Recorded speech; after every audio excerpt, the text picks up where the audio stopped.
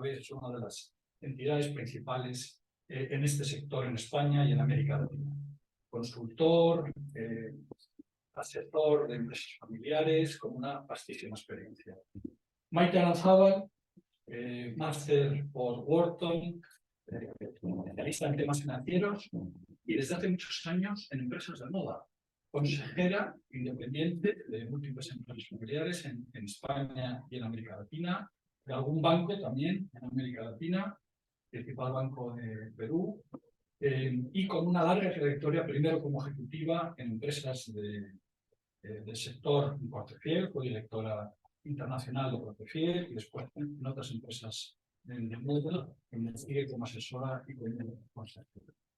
Y Luis Banco, director general ejecutivo del Instituto de la Empresa Familiar, como es conocido, la principal entidad en el área de la empresa familiar mediana y grande, con una larga trayectoria en el mundo jurídico, pero también con una iniciativa emprendedora. Creó Latham & Watkins, en el despacho americano de enorme trayectoria aquí en Madrid, y antes había ido creando en diferentes despachos internacionales también unidades de negocio muy especializado en fusión y adquisiciones, financieros. Bueno, vamos a empezar, Manolo. A ver, lo que puede destruir a la empresa familiar son dos cosas: la empresa y la familia. Tú tienes una visión de lo que es, por una parte, el gobierno de la empresa familiar, por otro lado, lo que es el gobierno familiar. Hablas también de los momentos napoleónicos que debe de tener esa implicación entre esas dos realidades. Explícanos un poco cuál es tu visión sobre estos temas.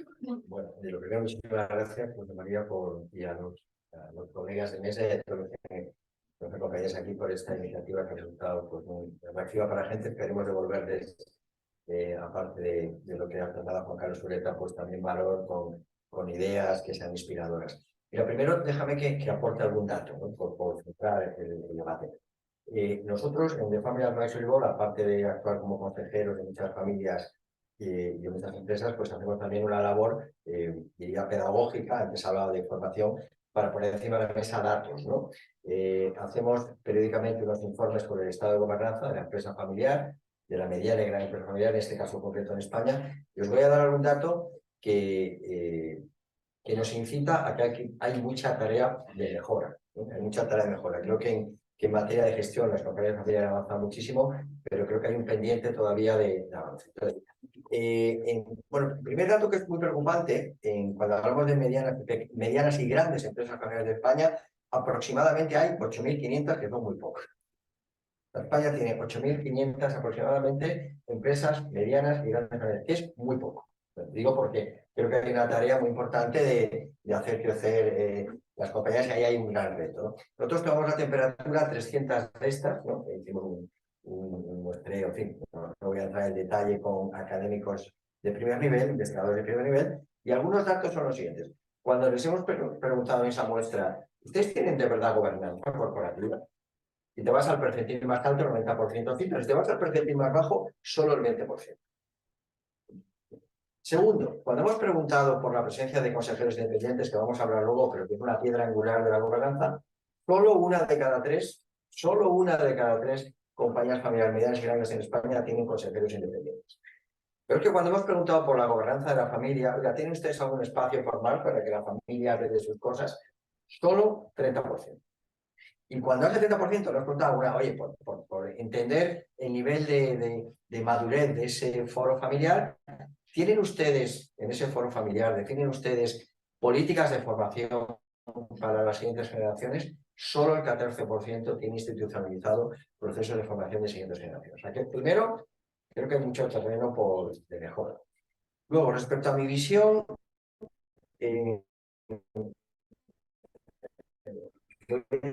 este tasker muy gráfico. Si alguno no lo entiende, lo he publicado en LinkedIn, porque hoy día en Miami, en el Museo Graffiti, y hay una exposición de un autor que se llama Kai, y hay pinta así unas cosas como unos personajes como muy naivos. Si dijeras a un niño pinta, es como un monigote, ¿no? Entonces hay un cuadro que se llama The Thinker, ¿vale? Entonces, el monigote está sentado sobre una bolsa de dinero, pero de la cabeza le salen las típicas bolitas, ¿no? Y está pensando en un corazón.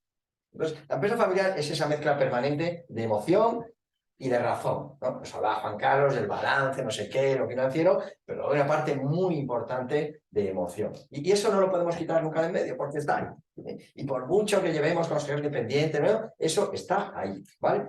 Entonces, históricamente, pues voy a ser un poquito disruptivo, también por animar el debate, ¿eh? Y voy a decir cosas que igual os suenan extrañas y no estáis nada de acuerdo, pero bueno, yo es lo que creo firmemente. Históricamente, cuando se ha dibujado la gobernanza de la empresa familiar, se ha hecho en horizontal, ¿vale? Negocio y como en paralelo familia. Y como dos cosas muy separadas, ¿vale? De alguna manera se intuía que los del negocio eran los listos de la familia y luego las familias tenían torpes que los ponías ahí en un consejo de familia a contarles una vez al año pues cómo iba la empresa y la agenda soft, ¿vale? Junto con José Luis, el Instituto de la Empresa Familiar, y yo tengo un ángulo vinculado a la formación a través de IE, y ella hacemos un programa para Next Generation. Se llama el programa de dirección y gobierno de la empresa familiar. Por ella han pasado 300, algunos que están aquí, más de 300 Next Gen de compañías del IEF y sus territoriales. Os aseguro que es gente súper preparada, mejor que nosotros. Hablan más idiomas que nosotros, están mucho más viajados que nosotros, conocen mucho más el mundo digital, entienden mucho más la inteligencia artificial y esos no están para que les montes una vez un consejito al año para hablarle de 4 chorradas, ¿vale? Entonces, mi visión es que a este modelo hay que darle la vuelta y girarlo 90 grados. Si lo giramos 90 grados, arriba lo que hay es un ente familiar que también voy a ser reductivo. No me gusta nada que lo llamemos consejo de familia. Porque si es consejo de familia se forma el lío, pero consejo de administración, pero consejo de familia, y por tanto ya está la solución. Pues no hacemos nada si ya tenemos el consejo de administración. No, las familias, estoy hablando ya de familias donde hay, si hay uno solo, un fundador, pues evidentemente no. Pero hay muchas familias ya en segunda para tercera, en tercera para cuarta, en cuarta para quinta, en quinta para sexta, ¿no? O sea, las familias tienen que tener un espacio que yo voy a llamar hoy aquí en primicia foro familiar. Si queréis, foro de reflexión familiar. Y en ese foro de reflexión familiar, la familia tiene que articular sus grandes decisiones. Su plan estratégico familiar, que me gusta mucho más que el concepto protocolo. Su propósito, su visión de largo plazo. Por ejemplo, las familias tienen que tomar conciencia de que hemos crecido muchísimo, pero que ese crecimiento está basado en que le vendemos muchas cosas a un solo cliente. Por ejemplo, el que tú has citado antes. Y empecé haciendo perchas, pues imagínate, pues le vendo perchas a cascoporro, ¿no? O empecé vendiendo pistachos a Mercadona y pues no quepo en el mapa, ¿no? Vale, pero la familia tiene que tomar conciencia. Oye, ¿queremos entregar a la siguiente generación una mesa con una pata? ¿O queremos entregar a la siguiente generación una mesa con 2 o 3 patas? Oye, ¿y qué implicaciones tiene esto? Porque si tú, que eres el CEO de la familia, te estás ocupando solo de la pata, ¿quién se va a ocupar de la pata 2 y de la pata 3? Las familias también tienen que reflexionar sobre un tema que ya se abordó, que es muy importante, el patrimonio.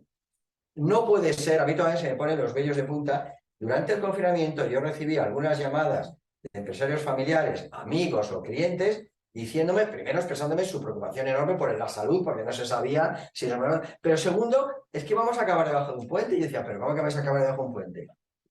Pero después de 60 años o de 100 años de actividad, ¿no tenéis un patrimonio no afecto? Pues no, está todo enterrado en las fábricas o en los hoteles o en las tiendas. Incomprensible. Pues la familia tiene que haber un foro familiar que marque la hoja de ruta. Y de esa hoja de ruta emanan los principios rectores de la gobernanza corporativa. Entonces yo lo que veo es un esquema familia, gobernanza corporativa y comités de dirección que finalmente ejecuta. No sé si estoy siendo capaz de que se entienda esto. Y al final, ya sé que cada familia es un caso y por supuesto que no hay trajes a medida, pero lo que yo me estoy encontrando cada vez más en las familias que deberían ser objeto de benchmarking en temas de gobernanza es, oye, hay un foro familiar y luego, inspirado por ese foro familiar, hay consejos de administración para el core business de toda la vida, la empresa industrial de toda la vida, y otro para gestionar la parte de diversificación, oficina familiar, patrimonio o como queráis llamar. Y acabo. Esto solo funciona, la gobernanza de la empresa familiar solo funciona con esta visión holística si hay miembros relevantes de la familia que se entregan el 100% a trabajar en gobernanza. De nuevo, si al final ponemos en el Consejo de Familia el sobrino bandarra, que no sabemos qué hacer con él, pero es simpático, esto no funciona.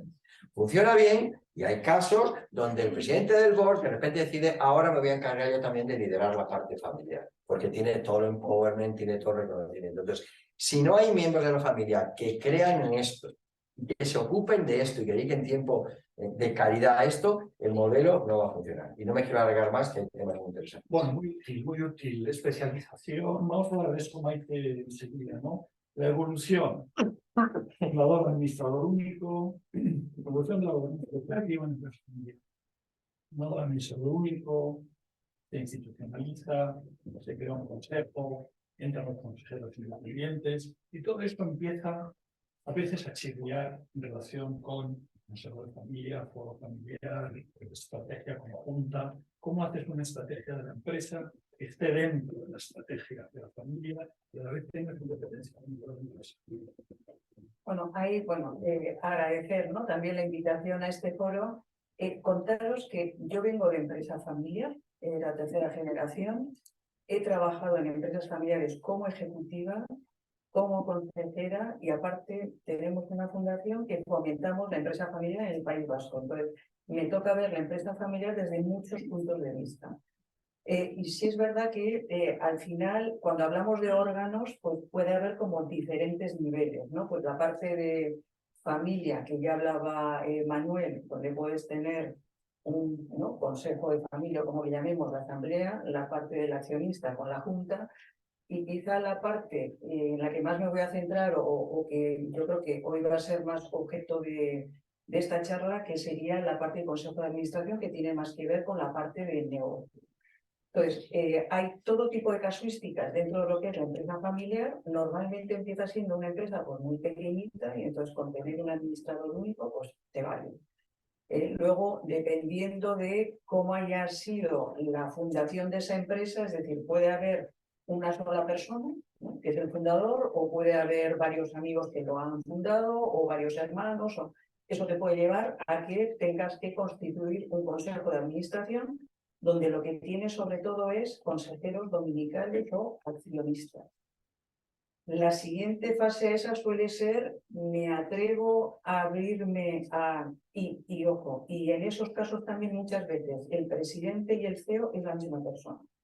Entonces, no siempre hay una diferenciación clara entre lo que es la parte ejecutiva y la parte de gobernanza. Porque al final es como una especie de extensión, ¿no? La parte ejecutiva tiene muchísima fuerza y la parte de gobernanza es, bueno, de vez en cuando nos tenemos que reunir, hay que tomar una serie de acuerdos y ya está. Yo creo que esa es la parte que ahora más se está trabajando, ¿no? Es decir, cómo definimos gobernanza, cómo definimos consejo de administración y cómo separamos y cómo formamos en la diferencia entre un órgano y otro. Si al principio es también solo de accionistas, luego también depende del tamaño de la empresa. Si eres una gran empresa y tienes un holding, ahí ya entras en gestión de ramas y que esté solo la parte dominical representada. Pero sí hay una tendencia a cómo voy incorporando asesores o consejeros externos. Entonces, este sí es un factor en el que es súper importante la confianza. Entonces, o ya conoces a alguien que ha trabajado contigo, o lo que haces es, pues, entrevistas a una serie de personas y puedes decidir la introducción de varias formas, ¿no? Una sería, creo un consejo asesor en paralelo, ¿no?, que me ayude al consejo de administración y a veces a la parte ejecutiva. Hay otra opción que es un poco más, ¿no?, un siguiente paso, que sería contrata a un asesor independiente que esté en el consejo, le doy voz, es decir, es como un consejero más, pero no tiene voz. Porque lo que quiero ver al final es, oye, tengo cómo es de esta persona, cómo actúa, cuánto me aporta, y también necesito confiar en él, porque al final en un consejo pues el voto es importante, ¿no? Y según además el número de accionistas que tengas. Y la siguiente fase pues ya podría ser, lo incorporo como independiente. Y si vamos un peldaño adicional por encima, lo que podríamos llegar a tener es un consejo en el que, además de los dominicales accionistas y los independientes, incorporas a ejecutivos no necesariamente de familia. Entonces, ahí ya pues, la evolución es algo más completa. No es un tema fácil y yo creo que la parte emocional que hablaba Manuel es muy importante. Es decir, sí que hay diferencia entre empresa familiar y no familiar, porque en la familiar al final, en la no familiar, pues ya sé, todos somos ¿no? o ejecutivos o somos consejeros, pero no tenemos ninguna vinculación en principio que nos una a todos de una forma determinada. En la familiar juegan muchos espacios diferentes. Y luego, pues según la cantidad de lo amplia que sea la generación, las ramas, el estado en el que estés, pues pueden ser importantes estos otros órganos más relacionados con la familia. Y efectivamente estamos todos de acuerdo en que la gobernanza es un tema de traje a medida. Y además en el caso familiar todavía más, porque cada una de ellas es un mundo. El momento en el que está, desde el punto de vista del capital, vamos a hablar del tema de la estructura de capital, el momento en que está el sector, el momento en que está la empresa, en su evolución, el momento en que está la familia. Obviamente que hay más factores todavía que en empresas no familiares. José Luis, desde el punto de vista de la concentración del capital, de la estructura de capital, ahí hay una tipología muy variada. ¿Cómo influye eso en la gobernanza? Bueno, en primer lugar, muchísimas gracias por la invitación. Yo hacía referencia antes, hablando con Manuel, de esos momentos napoleónicos, porque María es un auténtico Napoleón, que de golpe nos pone a todos en fila y nos hace trabajar, que es un gran mérito que padecemos otros. Agradeciendo por vuestra atención y vuestro interés. Yo quisiera empezar diciendo una cosa que quizás es una generalidad, pero que no está de más enfatizar. Empresarios, pues yo diría que casi todos los empresarios tienen familia. Solo algunos son empresas familiares. No es lo mismo. Empresarios con familia, casi todos. Empresas familiares es un proceso más complejo y más sofisticado. Yo tengo la suerte de ver el mejor ángulo de las empresas familiares. No lo digo por alabar a mi asociación, sino porque las empresas que se acercan a instituciones como el Instituto de la Empresa Familiar o como las 18 asociaciones territoriales que existen en España vinculadas con el instituto, son aquellas que tienen la percepción de la importancia de todas estas cuestiones de las que estamos hablando. Luego hay un mundo fuera. Pero lo que quiero decir es que, primera cuestión, para ser empresa familiar, pues efectivamente se tienen que dar unos datos objetivos, que en definitiva, y eso es dato por lo que quería remarcar ahora, de acuerdo con la recomendación del Parlamento Europeo que utilizamos como definición, mayoría del capital en manos de una familia, o al menos el 25% cuando se trata de compañías cotizadas en mercados de valores organizados. Cuando hablamos de gobierno corporativo, de empresas familiares, empezamos a superponer capas de cuestiones distintas. Porque hablamos de lo que se ha estado comentando, lo comentaba Manuel, lo que ha comentado Maite, cómo se va incorporando lo que podríamos denominar,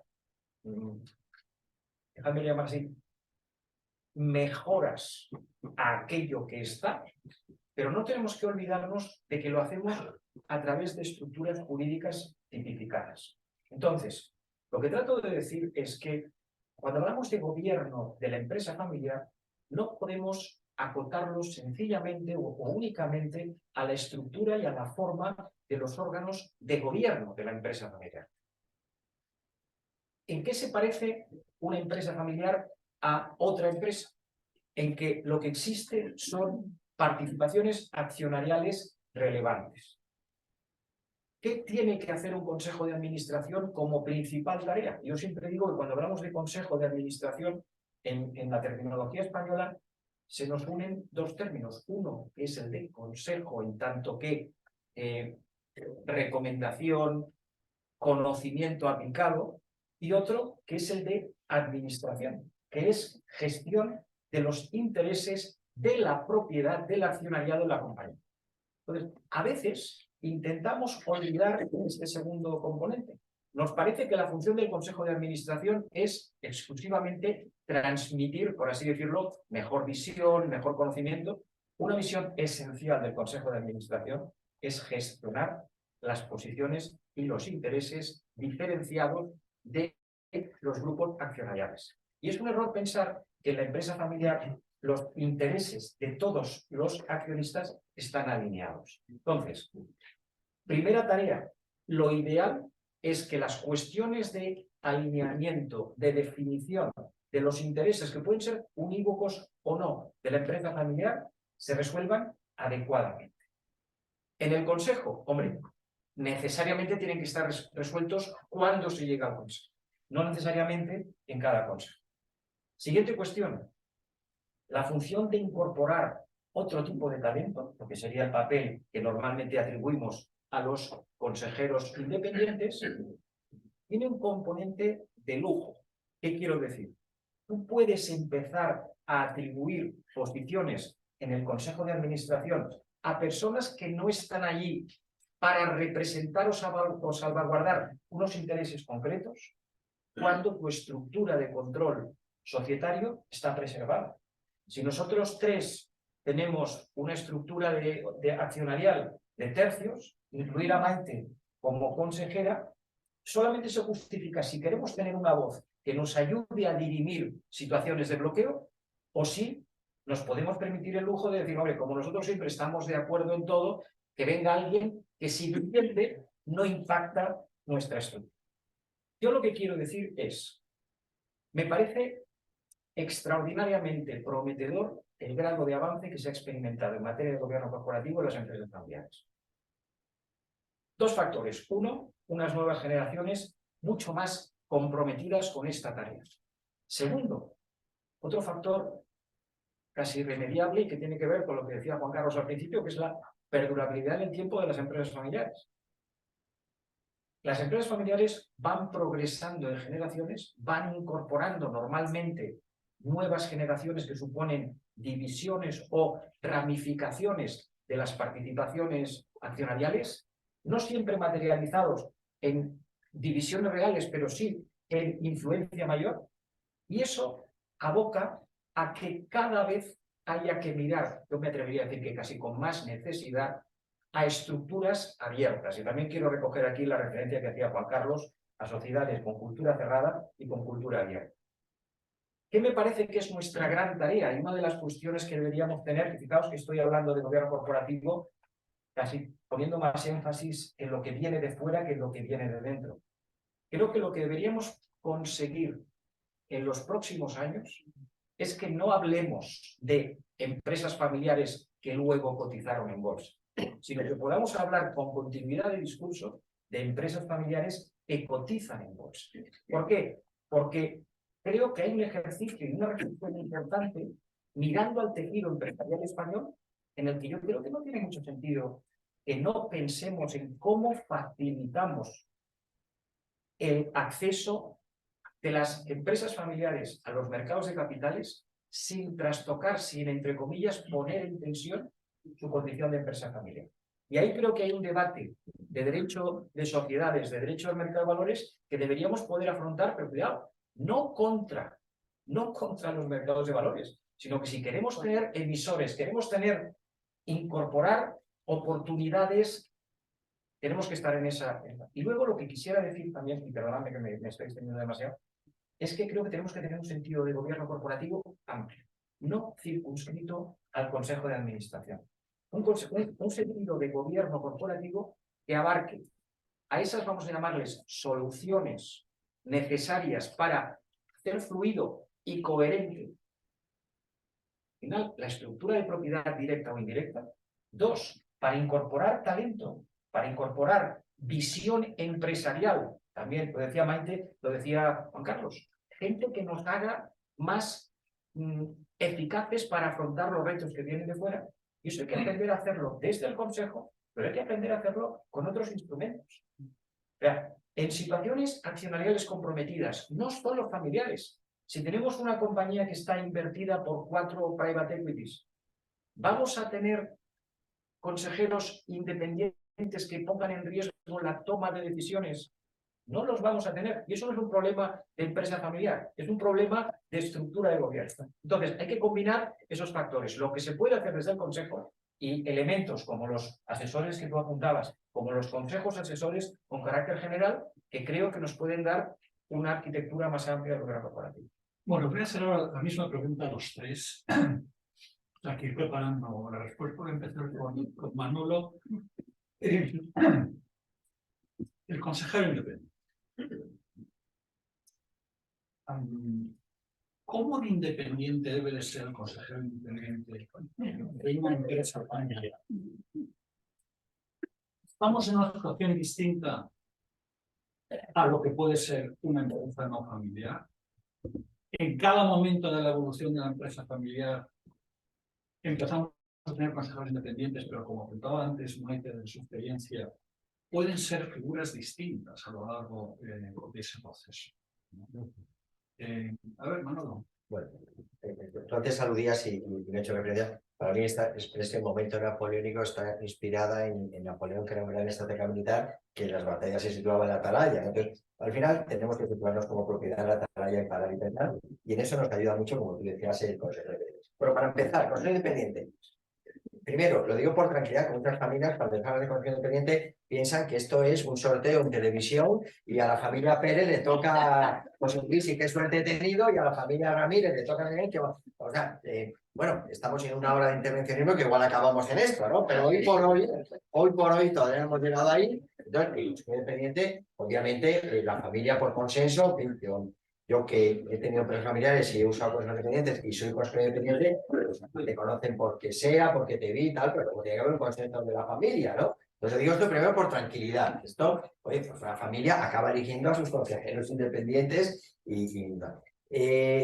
por consenso. A ver, yo creo que el consejero independiente, y más en una compañía familiar, lo tiene que ser, o esa independencia yo creo que tiene dos criterios. Uno, un criterio de bolsillo. O sea, no, tú tienes que estar dispuesto a decir ciertas cosas, aun asumiendo que vas a durar allí un cuarto de hora. O sea, porque si no, y esto me lo ha dicho a mí algunos empresarios familiares, oye, Manuel, se nota que eres consejero y no palmero. Bueno, pues creo que se entiende la diferencia, ¿no? Entonces, oye, a mí me ha tocado muchas veces decir cosas sabiendo que iba a durar un cuarto de hora, pero que me parecía que era honesto decirlo.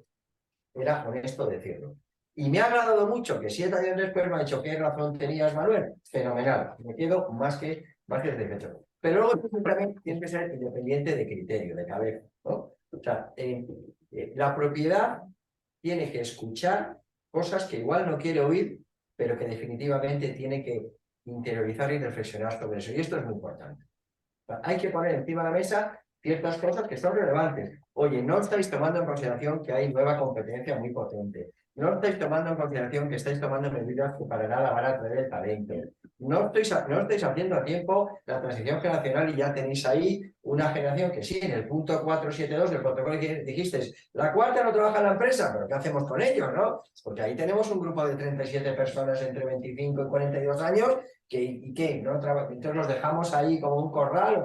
Entonces yo creo que el consejero independiente tiene que poner encima de esa cosa con educación, con desafío constructivo, pero esas cosas hay que hacerlas.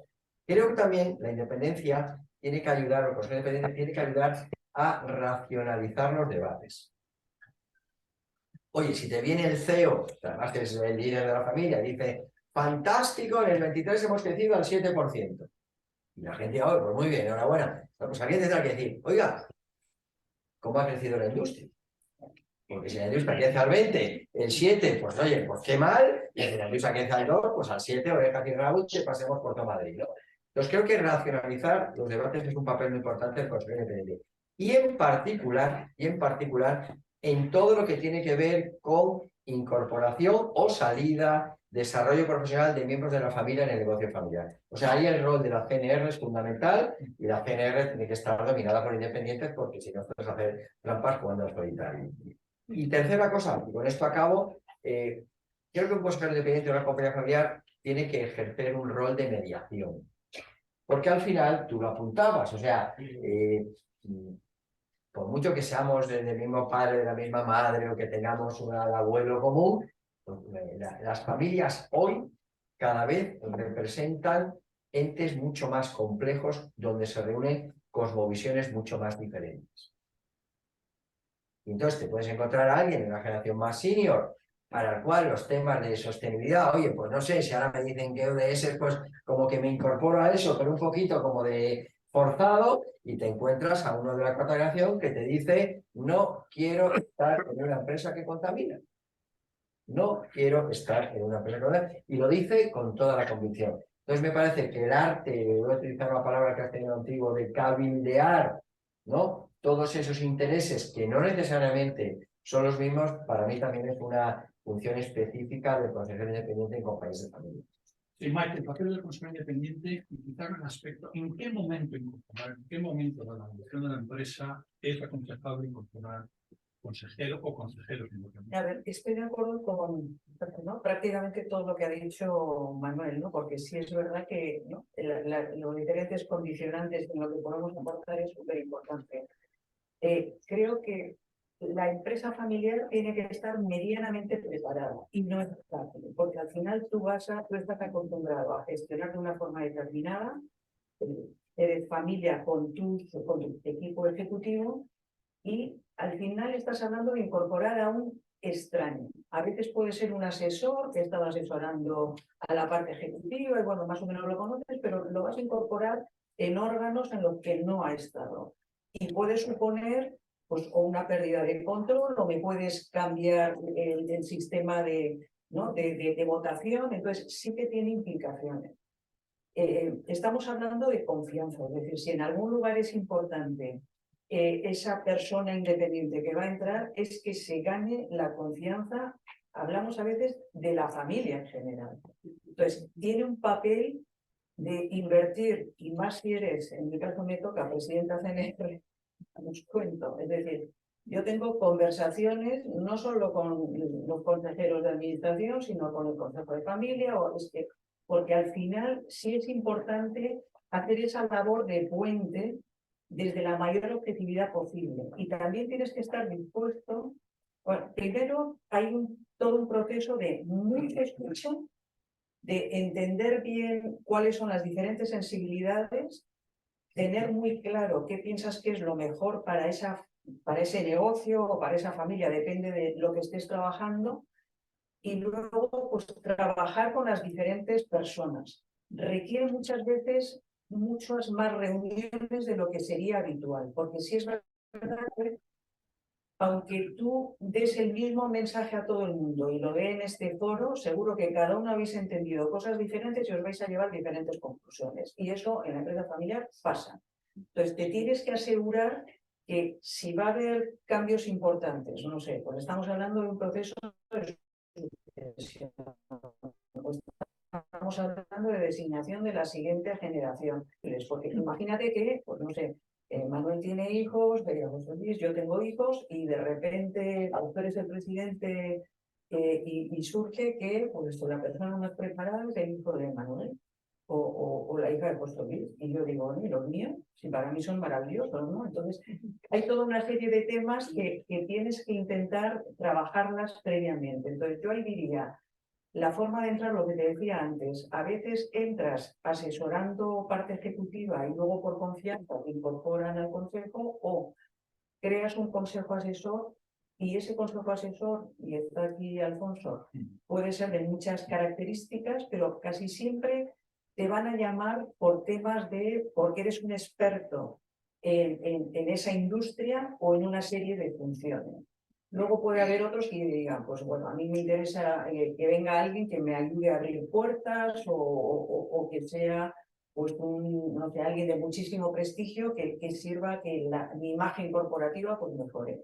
Pero yo diría que vas más a esa primera parte donde aportas mucho a nivel de consejo porque ves muchos aspectos de negocio, y ahí esa parte es o lo hago desde fuera como consejo asesor, o te incorporas como asesor independiente porque todavía no tienen claro que te quieran dar la capacidad de voto. Entonces, bueno, veo cómo actúas en ese consejo. Si me vas convenciendo, pues quizás luego te voy a dar esa capacidad de voto ya de asesor independiente, te paso a consejero independiente.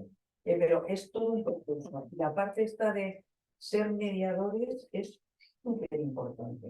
Yo creo que es uno de los del tema que más jugamos, y esa objetividad también de en algún momento decir, oye, si no estoy de acuerdo, intento convencer, pero si no, si veo que se hacen temas que van contra mi ética o valores, pues también tienes que tener la libertad de poder decir, no me compensa. Y una función mucho más complicada que en una empresa normal, en realidad, la que lleva a cabo el consejero de una empresa familiar.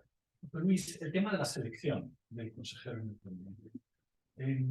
Hay que ir a asesores externos, hemos visto el tema del proceso de confianza a través de la familia. Son varios factores que juegan aquí, ¿no? Yo creo que ambos componentes son esenciales. Es decir, profesionalizar el proceso de selección yo creo que es vital. Ahora bien, el elemento de la confianza es un elemento insustituible. Muchas veces hablamos de independencia y a mí me gusta inscribir la independencia en el contexto de las obligaciones propias de todo consejero, no solo del consejero independiente, de todo consejero. Es una obligación de velar por el interés social y no por el interés accionarial o por el interés difuso que se nos encomienda, una obligación de diligencia profesional, una obligación de lealtad, etc. Yo tiendo a poner el énfasis en una cuestión, y es que el proceso de integración de un consejero independiente es un proceso bilateral. Entonces, creo que es un error concebir la figura del consejero independiente como se decía el Pío Baroja, contra todo y contra todos, aquí está Don Pío. Oye, si alguien es pacifista convencido, no tiene ningún sentido que se convierta en consejero independiente de una compañía de armamento. Es decir, es como aquello, es que si no, llegamos a situaciones de aquellas del capitán Renal Casablanca. Horror, aquí se juega. Entonces, ¿qué quiero decir? El proceso de selección, la independencia no significa hostilidad u oposición. Independencia significa criterio propio. ¿De acuerdo? Pero insisto, lo que no tiene, para mí no es un valor per se, es alguien que está en contra del proyecto estratégico que quiere llevar a cabo la compañía. Oiga, yo estoy en contra del colonialismo. En una compañía dice, no, y como usted tiene filiales en países de otras, usted las tiene que vender. Yo soy enemigo de Rusia. Usted no puede tener... Oiga, usted tiene que conocer la compañía en la que va y el proceso de selección, a mi modo de ver, no es un proceso unívoco, donde la compañía, los miembros de la familia buscan a quien incorporan, sino que el que se va a incorporar tiene que hacer un ejercicio también de análisis de a dónde va. Porque, insisto, no se reivindica la independencia llegando a un sitio a decir estoy en contra, estoy en contra, estoy en contra. Eso no es ser independiente, eso es ser contrario. Y lo que yo me digo es, quizá la compañía se equivoca al fichar a este señor, pero el que desde luego se equivoca es el señor o la señora que decide una compañía con el mismo propósito de manifestar sus diferencias. Entonces, yo creo que, por eso creo que es tan importante el elemento de intervención profesional de la selección pero precisamente como garantía de que no se va a romper ese marco de confianza. Muchas veces ocurre que los asesores que se incorporan dicen, no, es que es gente del círculo interno, solo fichan a la gente de su círculo interno. Hombre, es que por algún sitio hay que empezar. Y la manera de generar confianza, por eso digo que a veces no hay que precipitar los procesos. A veces es bueno conocerse, saber qué es lo que puede realmente aportar una persona. Y también lo que digo es que quien acaba, fijaos que es una especie de paradoja, quien se puede permitir las figuras más excéntricas es quien tiene mayor capacidad de reacción. Es decir, si yo controlo el 100% de mi compañía, yo puedo sentar en mi consejo de administración, iba a dar algunos nombres, pero no los voy a dar, pero imagínenlo ustedes. ¿Por qué? Porque el día que me canse de tolerar cosas, digo, señores, todos fuera, sin necesidad de incluirlo en el orden del día, sin necesidad de motivación. Tengo 100% de capital, se acabó. Con la canción de María Jiménez, se acabó. Entonces, a medida que el papel del consejero es más trascendente en incidencia en el gobierno corporativo, creo que el proceso de selección, insisto, tiene que ser bilateral. Entonces, hay entornos distintos. Hablamos a veces de consejeros independientes en el contexto de compañías cotizadas donde se supone que se representa un interés difuso, que es el de los accionistas no directamente representados por su característica dominical. En muchas compañías familiares ese interés no existe como tal. Lo que se busca, y creo que lo habéis dicho, es figuras que contribuyan a mejorar el negocio, figuras que contribuyan a engrasar las relaciones, no siempre fáciles. Quiero decir, a ver si vamos a descubrir ahora que a nadie se quiere más que a un hermano y con nadie se pelea uno más que con un hermano. Entonces, quiero decir, bueno, pues todas esas figuras hay que cubrirlas. Y creo, insisto, y perdonadme que me repitan esto, que hay que combatir tanto la idea de que el que es independiente es el que se opone a todo. No, el que es independiente es el que tiene un criterio propio, que hace valer su opinión. Pero también dejadme que muestre una cuestión muy sencilla. La mayor parte de las decisiones de los consejos de administración, no solo de compañías familiares, de sociedades con consejo de administración a todos los niveles, se adoptan por criterios muy cercanos a la unanimidad. Y eso no necesariamente significa que estamos en el Partido Comunista Búlgaro. Eso significa que hay procesos de elaboración, de toma de decisiones que se gestionan antes. Y yo creo que no hay ninguna ventaja en tener confrontaciones abiertas. Lo que sí que hay que tener es la capacidad de confrontarse cuando lo requiere la situación. Hasta que llegan las situaciones de crisis, hasta que llega la confrontación, hasta que llega el momento complicado, y para eso está el gobierno corporativo, para anticiparse, prever y, en la medida de lo posible, haber pensado todos los escenarios posibles. Vamos a ver de la madre de todas las batallas en el gobierno corporativo de todas las empresas, pero en particular las empresas familiares, Maite, que es la sucesión. Sucesión del líder, fundador, inicial, sucesión también posteriormente, por ejemplo, del consejero delegado que es familiar y que deja de ser familiar. El tema de la sucesión, ¿cómo en tu experiencia, cómo lo enfocas? A ver, antes se han dado algunas estadísticas y creo que es bueno, la empresa familiar a tercera generación llega más o menos el 12%, a la cuarta un 2,3%, a la quinta un 0,7%, ¿no? Es decir, y una de las principales causas es sucesión, es decir, no hacer una buena sucesión. Entonces, lo quiero poner en contexto porque no es lo mismo hablar, este es un foro de empresa familiar que no lo sea. No es lo mismo hablar de fundador que no sea un fundador. Y luego tenemos el momento de la empresa, la industria que estés, este tipo de situaciones. A nivel de sucesión deberíamos estar pensando en varias etapas, ¿no? Por una parte puede ser una sucesión sobrevenida, es decir, de repente le pasa, pues hay una enfermedad, hay un accidente y temporalmente tengo que pensar en ese tipo de sucesión. Entonces es bueno que a nivel de consejo de administración tengas pensado una política, es decir, si pasa, ¿no? Si hay algo sobrevenido, ¿qué voy a hacer? ¿Quién va a ser? Si tienes un vicepresidente, pues casi siempre es ese. Hay otro tipo que es en el que planifico, es ese nivel, es decir, tengo tiempo suficiente y entonces ahí lo que puedo ir viendo es, bueno, cómo lo voy a querer hacer, ¿no? Y luego estaría el pensar en siguientes generaciones. Entonces, sí contaros que, ¿no? Yo vengo de empresa familiar en la que, ¿no? Pues hay un abuelo que funda, hay segunda generación con 4 personas, 2 que acaban yendo, luego se incorpora mi generación. Mi padre fue en su época muy pionero en temas de protocolo familiar en el País Vasco. Sin embargo, cuando le tocó retirarse, le costó. Y eso que él fue tema protocolo, importantísimo, la familia, nos reunimos, pero le costó un montón. Entonces, estas cosas pasan lamentablemente. Otro ejemplo, he trabajado muchos años sector moda, Cortefiel, antes de que salieran a bolsa. Cuando yo entro cuarta generación, estaban en puestos de dirección ejecutiva y también tenían consejo y tenían protocolo para la quinta. Entonces, la quinta ya tenía normas o reglas claras de quiénes entraban o no entraban o lo que fuera. Y una pregunta que hago muchas veces a alumnos, ¿no? Cuando doy clase. Tenemos 3 grandes grupos en España, Inditex, Cortefiel, o bueno, ahora Tendam y Manuel. En los años 90 más o menos, la relación de tamaño Inditex-Cortefiel era 4:1 más o menos. Ahora es más de 20:1. Y siempre pregunto, ¿cuál creéis que es un posible motivo? Hay otros motivos, ¿no? De por qué. Porque entonces hay una explicación que es, siendo las 3 empresas familiares, en unas tienes el fundador ¿no? O hasta muy hace nada, ¿no? El fundador ha estado ahí.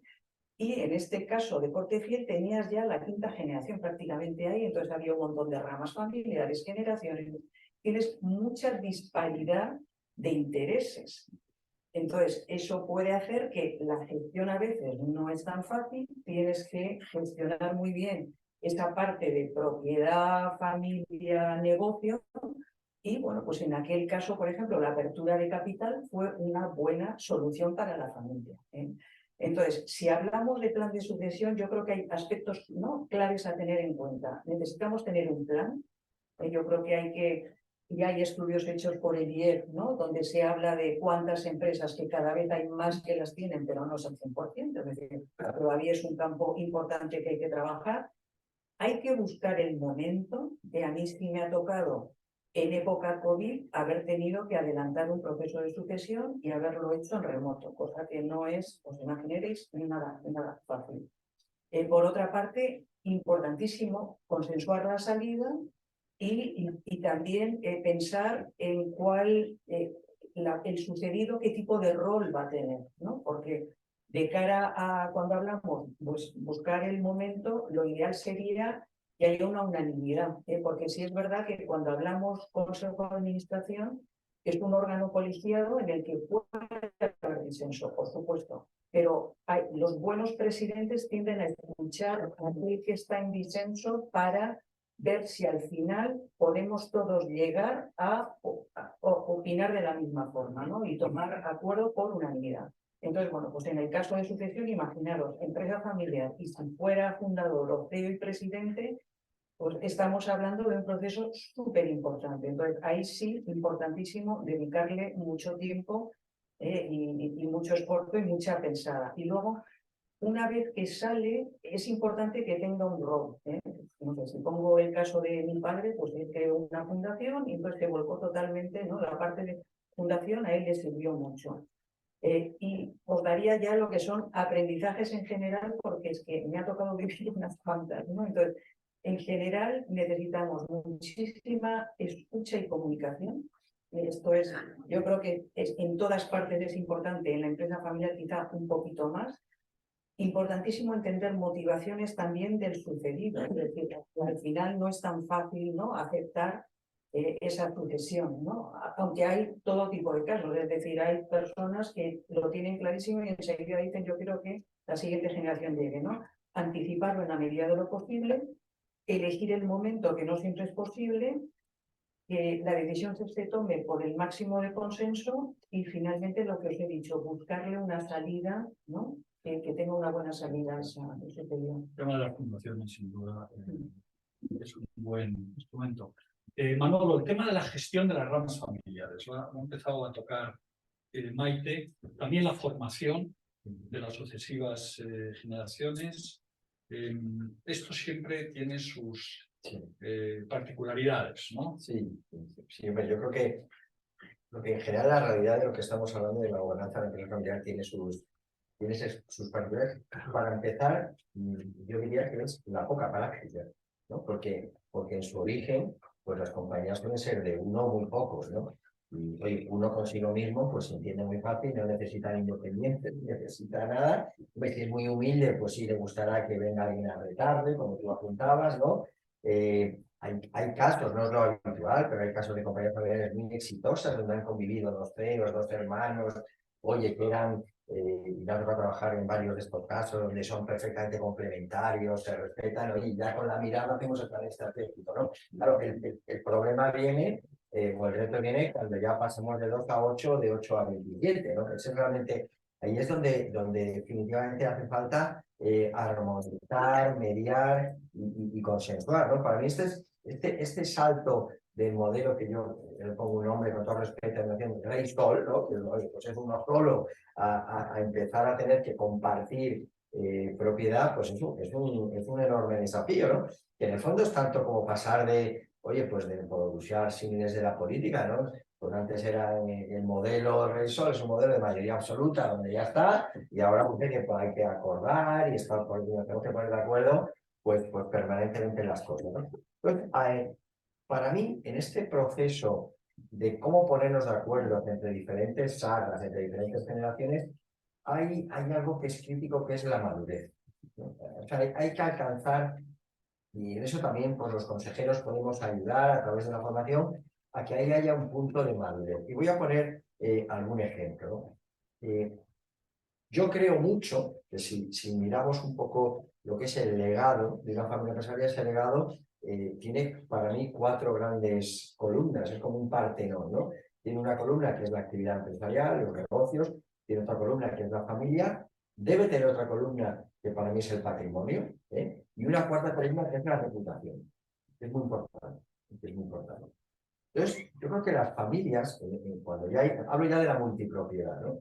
Tienen también que tener la madurez para que cada cual encuentre su sitio y que no el sitio sea necesariamente sea ser el CEO de la compañía, ¿no? Porque todos tenemos un problema. Si todos queremos ser claro, es muy importante que alguien se ocupe de la diversificación, como comentamos antes, es muy importante que alguien se ocupe a fondo de la gobernanza, es muy importante que alguien se ocupe a fondo de la parte patrimonial, es muy importante que alguien se ocupe pues, de cómo generar impacto positivo, o sea, a través de una fundación o a través de lo que sea, ¿no? El otro día, en un consejo de una familia muy importante de la industria hotelera, me decía, oye, nosotros, cada vez que vamos a un sitio nuevo, que son estos vírgenes selváticos, por supuesto que aportamos muchas cosas, ¿no? Porque damos empleo, pero creamos muchos problemas también. A nuestra llegada supone que se crean también problemas que hay que atender, ¿no? Con esa mirada. Entonces, esta idea de madurez para adoptar un modelo de multiliderazgo me parece que es muy importante, ¿no? O sea, para mí también la madurez, ¿no? Luego, vuelvo al tema del peso de lo emocional. Oye, es que, claro, no lo hemos dicho, aunque está en el ambiente. Estamos en la era de las turbulencias, esto está cambiando una barbaridad, ¿no? Pues hay teóricos de esto de la tecnología como Ray Kurzweil que habla de que es que en un siglo vamos a avanzar lo que en 20.000 años. O sea, que es que estamos en esto y nos vamos a quedar en este barullo, ¿no? En el que estamos, ¿no? Claro, entonces, en esta era de las turbulencias hay que cambiar cosas. Claro, cambiar cosas es, por ejemplo, pues, oye, pues muchas compañías, el abuelito, la abuelita, abrió una fábrica que hoy está en medio de la ciudad. Y además esa fábrica se ha ampliado de manera un poco, y ahora compramos lo de al lado. Total, aquello es un quilombo, como dicen los argentinos, y es metafísicamente imposible tener una fábrica moderna, con vehículos autorizados, con almacenes inteligentes. No es posible. Entonces, pues habrá que moverse a las afueras. Pero claro, moverse a las afueras significa que alguno dice, por Dios, pero si es que aquí el abuelito. Digo, o cambiar el nombre. Cambiar el nombre. Los clásicos, aquí hay un tema de edad. Yo que tengo mucho vínculo con el IE, los más clásicos siguen diciendo Instituto de Empresa. Instituto de Empresa para una compañía global es impronunciable. Es impronunciable.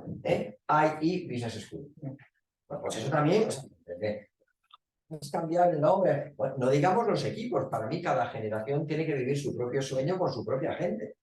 Hombre, pero si tenemos aquí a Manolito, que es el director financiero de los últimos 3 siglos, que ha acompañado a las generaciones, pero hombre, oye, pues igual Manolito está para ser consejero o está para llevar las cuentas de la fundación, pero igual ya no entiende nada de la conferencia que nos ha dado Juan Carlos Ureta, luego no puede ser el CFO ya, porque está, ¿no? Entonces, creo que ahí hay un tema, ¿no? Y la última cuestión en la que quiero poner énfasis es precisamente el rol de la gobernanza para ayudar a las compañías de familia a asumir que estamos en tiempos de cambios vertiginosos. Muchas veces, pues, podemos tener la tentación, hombre, llevamos 100 años haciendo que ¿quién mejor que nosotros para hacer agua, zapatos o muebles, ¿no? Entonces creo que ahí también hay que hacer un gran esfuerzo para entender que este mundo, oye, pues esto es una locura, ¿no? Y torres más altas han caído. Entonces creo que ahí tenemos también una responsabilidad muy importante de no, oye, es un orgullo que llevamos 120, estamos todos tal, lo celebramos, lo ponemos en nuestro logo, pero que, en fin, igual que rentabilidades pasadas no aseguran rentabilidades futuras, pues 120 años de historia no te asegura los siguientes, ya no voy a decir 120 años, el siguiente año. Pues vamos a ir acabando, José Luis, con una visión hacia el futuro, efectivamente. Desafíos, la era de la incertidumbre, todo cambia con una inmensa velocidad, inteligencia artificial generativa, el entorno geopolítico, ¿Cómo ves los retos actuales y inmediatos? Bueno, estamos viviendo unos tiempos de cambio y con dificultades enormes, me parece incuestionable.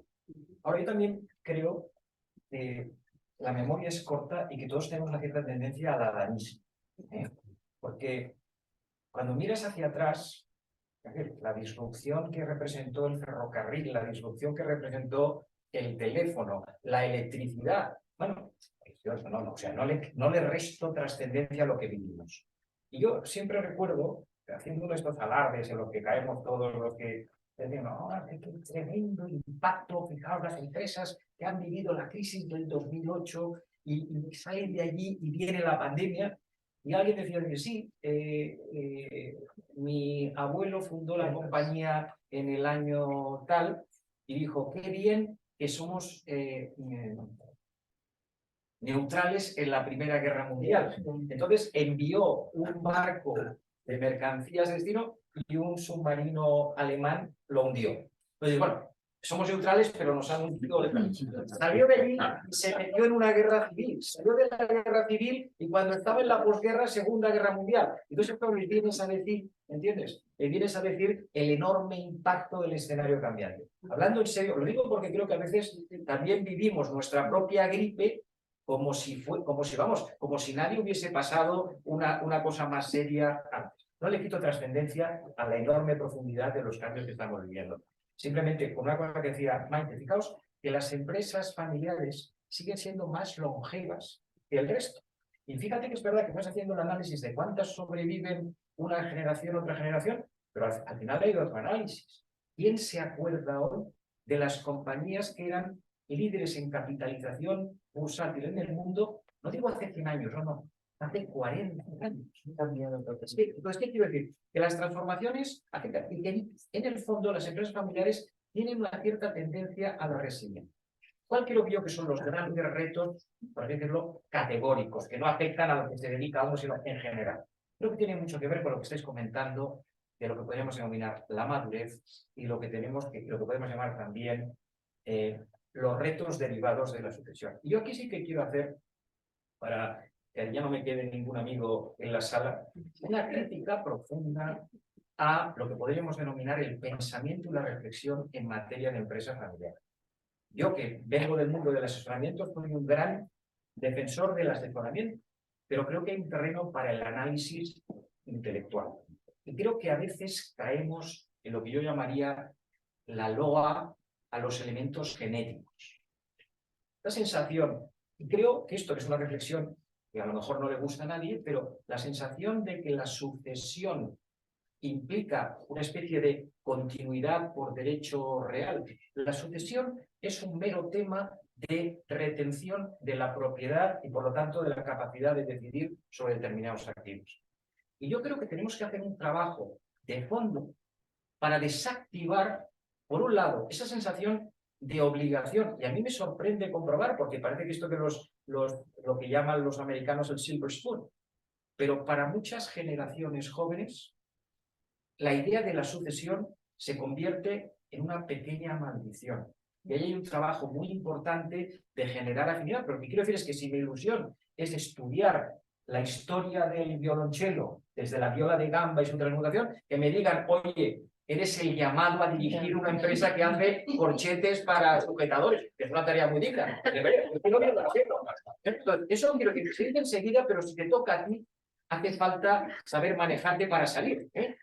Pero dicho ahora con más profundidad, yo creo que estamos viviendo, por el grado de madurez de las empresas familiares españolas, si me permitís concentrarlo aquí, un movimiento hacia la transformación de lo que podríamos denominar la estructura, usando la terminología de Juan Carlos, de cultura corporativa cerrada a una estructura más abierta, donde el papel va, yo creo que tiende a segregarse de lo que podríamos denominar la gestión directa del negocio hacia un control más general, hacia un entendimiento más amplio de lo que son las responsabilidades y las tareas propias del accionista, del propietario, del que diseña la estrategia, pero que no necesariamente, quiero decir, es muy complicado. O sea, ojalá todo fuese tan sencillo como saber que el hijo de Messi va a ser tan bueno como Messi, o si queréis que ya sea indudable que el hijo de Cristiano Ronaldo va a ser como Cristiano Ronaldo. Hombre, se pueden dar casos, Marquitos, Marcos Alonso, tal. Pero hombre, el talento yo creo que no siempre se transmite vía genes. Y lo que es importante es construir esa cultura por la cual la preservación del proyecto empresarial no necesariamente va ligada a la asunción de tareas, insisto, no de dirección estratégica, de preservación de la estrategia, de definición de los objetivos, pero sí a la estrategia de la gestión diaria. Es decir, esas cosas creo que hay que relajar ese ámbito de autoexigencia que muchas veces viene de la configuración de los datos. Y lo único que quisiera decir es que la sucesión, que realmente es complicada en la empresa familiar, pero, como decía aquel, no hay peor cosa que la sucesión en la empresa familiar si quitas la sucesión en las multinacionales con las compañías cotizadas en bolsa. Quiero decir, los ejercicios de transformación, de cesión de la posición de ejercicio del poder, dejándolo decir así, son complicadas en todos los ámbitos. Y yo creo que precisamente lo que nos toca en el ámbito de la empresa familiar es contribuir a crear un discurso en el que no haya cargas que no se pueden asumir. Tú decías lo del director financiero, que yo lo he encontrado, que además profesionales es espectacular, es eso. Aquí desde que tal, pero es que entonces no había derivados financieros, entonces no había tal, y te pregunto y te dice que no había qué. ¿Qué quiero decir? O sea, bromas aparte, creo que el ejercicio de profesionalización, que yo creo que ya masivamente ha ocurrido en los puestos de gestión, masivamente, yo creo que es muy difícil encontrar una empresa familiar de un cierto nivel que no tenga unos criterios de análisis financiero, de profesionalización, de recursos humanos que van más allá. Eso creo que hay que transformarlo hacia una visión más amplia de lo que significa garantizar la continuidad del proyecto familiar sin necesariamente tener que ser el CEO de la compañía. Un comentario muy rápido. Decía Luis con mucho acierto que es cierto que no hay como un hilo conductor del talento de una generación a la otra, pero yo además añadiría otra cosa que son las circunstancias externas, ¿no? Cristiano Ronaldo, Messi nacieron en seno de familias, entiendo que muy humildes, y sus hijos están viviendo hoy por los mundos de Yuppie, ¿no? Pues encontrar a veces la motivación para todo lo que hace falta para emprender con éxito, pues también es importante. Desdramatizar las sucesiones, importante. Hacerlo, profesionalizarlo, darle la tragedia que a veces tienen, ¿no? Bueno, como veis, hubiera sido muy difícil haber encontrado tres personas mejores para esta conversación que hemos tenido esta mañana. Vamos a acabar enmendándole la plana a Mr. Hoare, que nos citaba antes Juan Carlos. Construir empresa familiar significa construir empresa y construir familia. Y muchas veces lo segundo es más importante incluso que lo primero. Muchas gracias a todos. Damos un gran aplauso.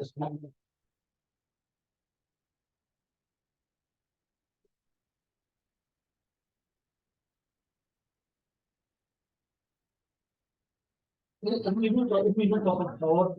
Javier, tenemos que nos han facilitado muy amablemente una asociación que trabaja en pro de fines muy importantes para la sociedad y que además han sido tan amables de darnos el coffee.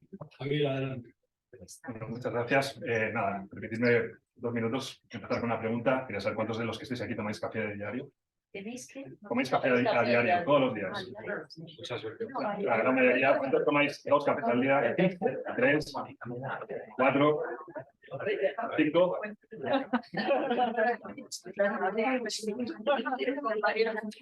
Lanzaba esta pregunta porque no sé si alguno de vosotros alguna vez en un entorno financiero se ha puesto a hacer un Excel o a echar los números de cuántos cafés se toma a lo largo de su vida.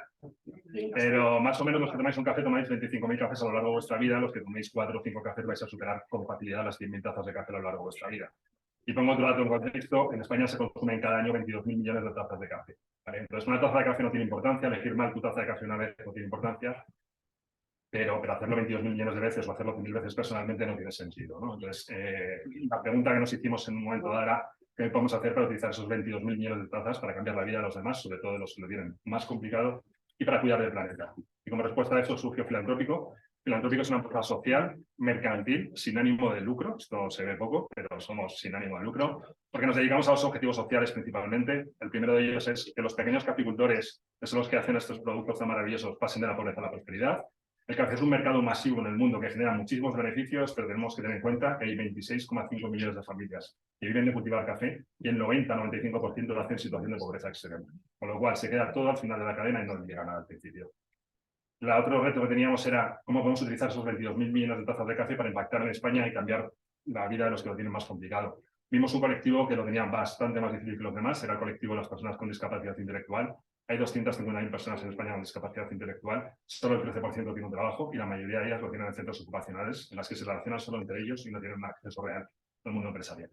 Para eso nació Filantrópico, somos una empresa de café para oficinas. Lo que hacemos es poner café en oficinas. Todas las operaciones las hacen personas con discapacidad intelectual, tanto en Madrid como en Barcelona. Trabajan más de 50 empresas con un crecimiento brutal. Puedo decir con orgullo que no hemos perdido un cliente nunca, con lo cual estamos haciendo, creo que bien. Bueno, nos dedicamos a eso, a cambiar el mundo, a utilizar tazas de café, a convertir vuestras tazas de café en cuidado para los demás y el planeta. Y termino con una pregunta también: ¿cuántos de vosotros os gustaría mejorar la vida de los demás? Supongo que muchos. ¿Cuántos de vosotros os gustaría dejar un planeta mejor a vuestros hijos? Supongo que casi todos. Pues bueno, pues para eso tenéis a vuestra disposición a Filantrópico, para que uséis vuestras tazas de café para cambiar las cosas, ¿vale? Muchas gracias.